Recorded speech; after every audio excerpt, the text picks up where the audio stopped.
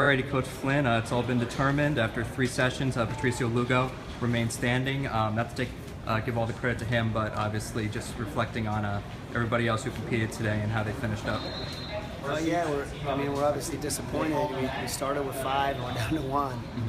But Pat wrestled good. He wrestled really well down there. He beat a kid that's returning All-American, so real happy for him.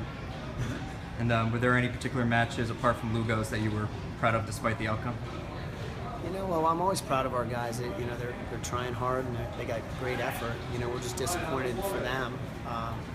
We have some young kids. They'll learn from this and they'll come back and hopefully, get a shot next year at a national championship. And I just wanted to shed some light on Casey Fuller.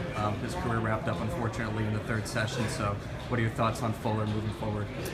He's going to be successful wherever he goes. His effort, his work ethic, is awesome. It's a credit to him that he got here and he did well. He made the 2nd day. He really made something of himself.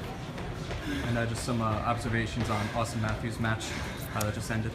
It can go either way. You're in a 3rd period of it's a big match with another guy that's returning All-American. And it didn't go his way. We'll have to get back. We just got to get Austin healthy and get him a good summer of training. And then just thoughts on how Sean Russell and Billy Miller competed today.